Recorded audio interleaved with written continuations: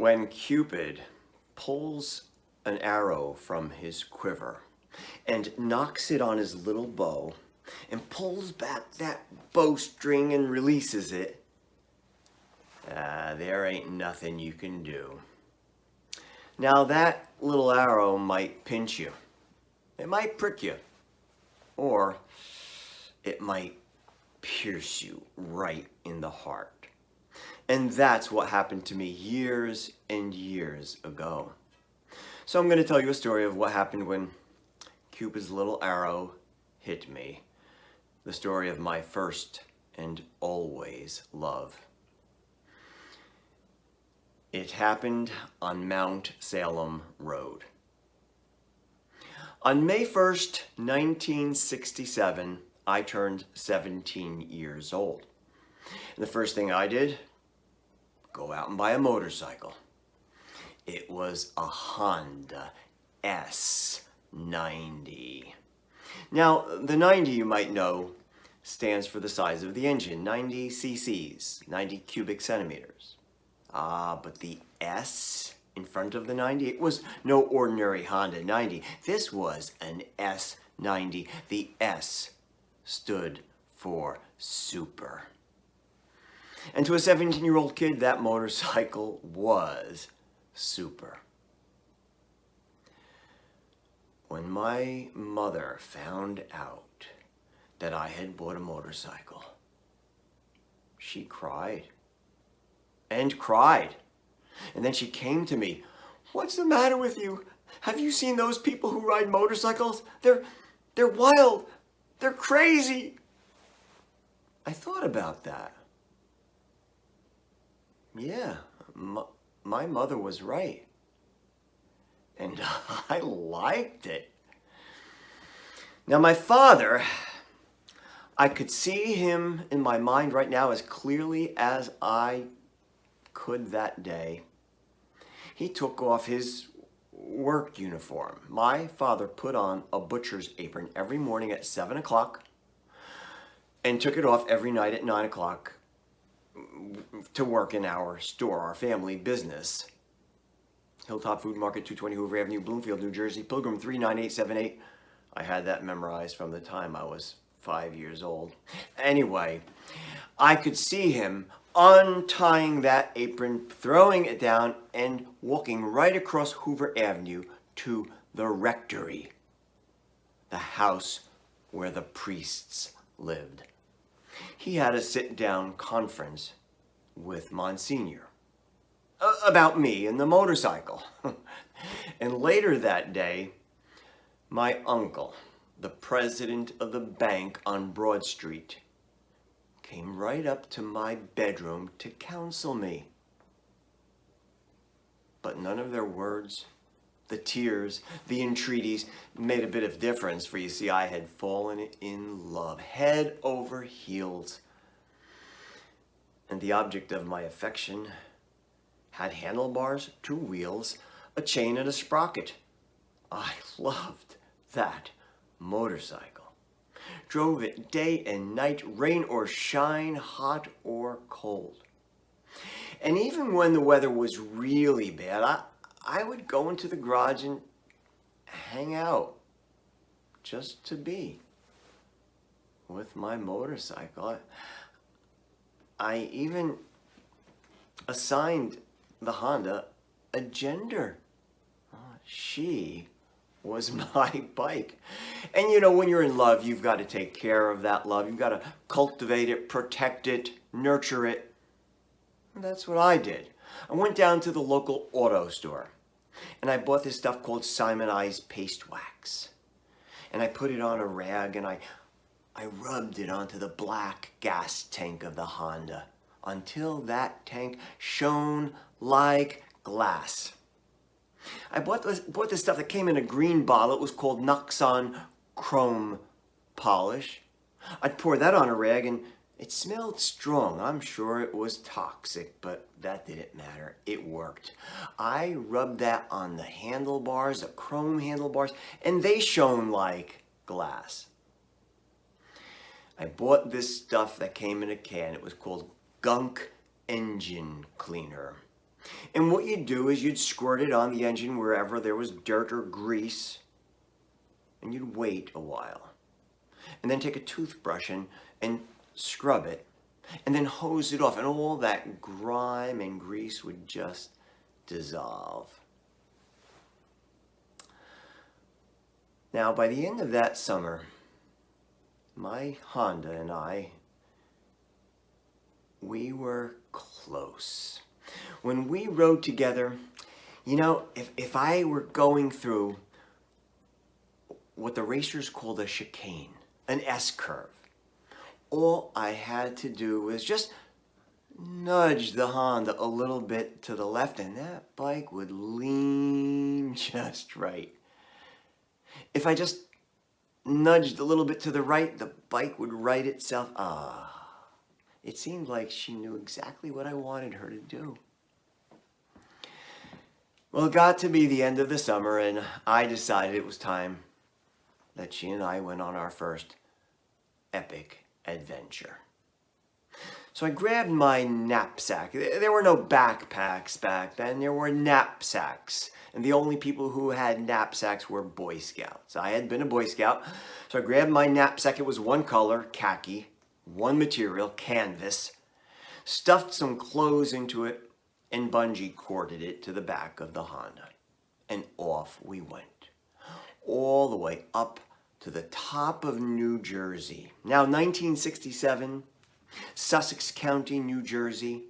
I might as well have been in Alaska. We crossed the border right into New York State, and I found my uncle's farm.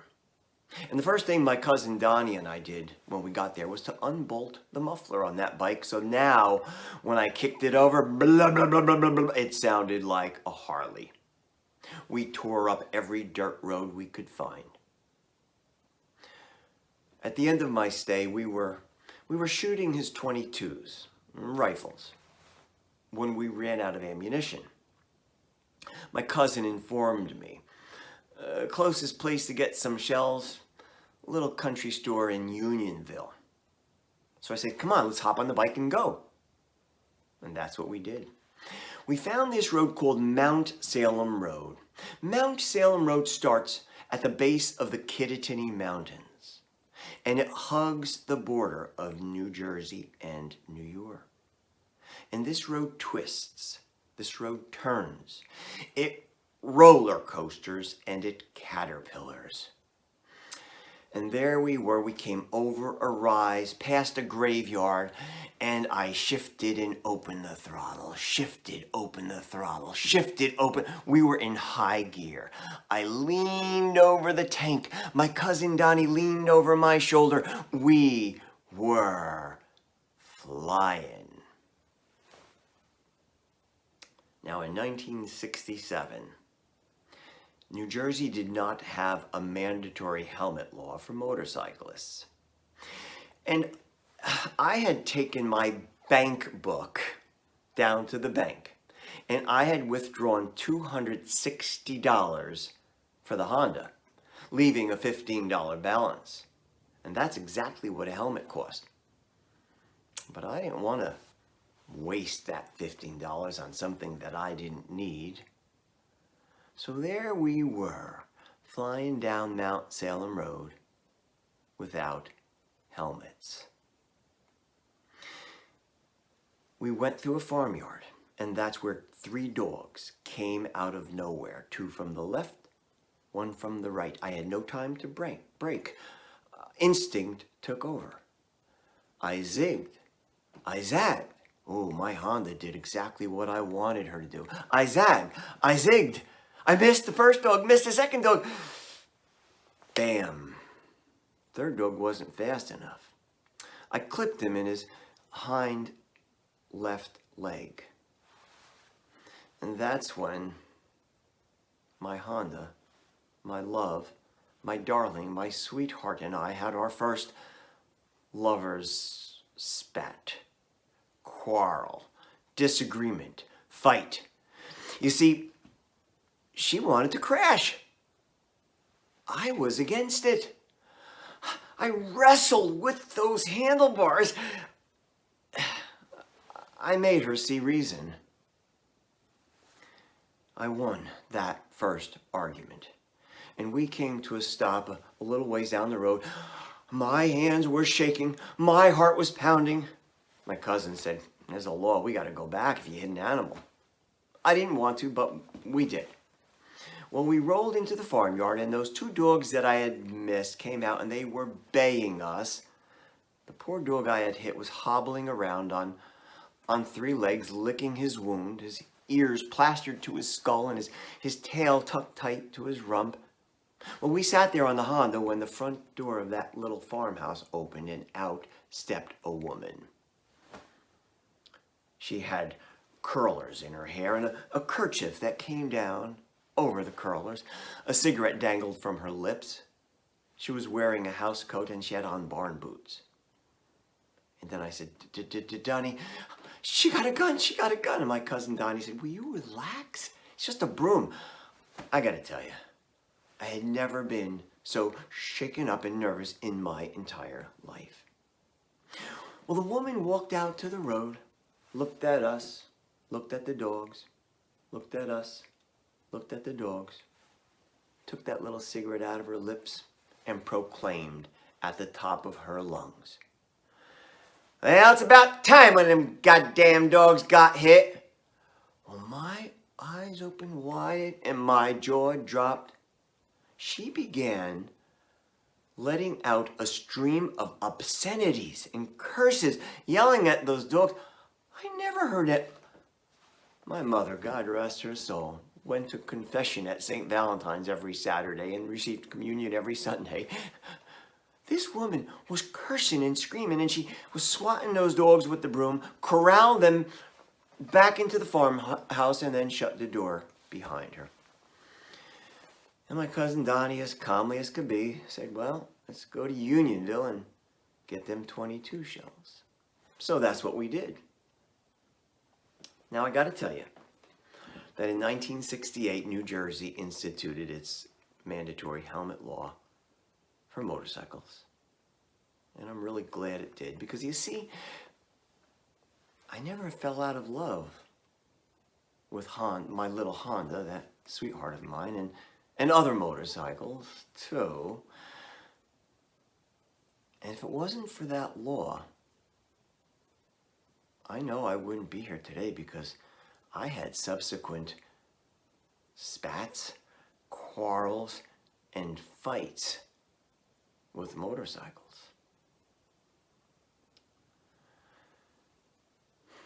Now, I got to tell you that I'm 70 years old and I haven't ridden a motorcycle in a while. I've taken to bicycles. I just finished 2,000 miles this year. But in here, I'm still in love. I'm still riding that little Honda S90. When Cupid hit me with that arrow, I tried to take it out, but it broke. And that arrowhead, it's still inside me. And I know it's going to be in there for the rest of my life.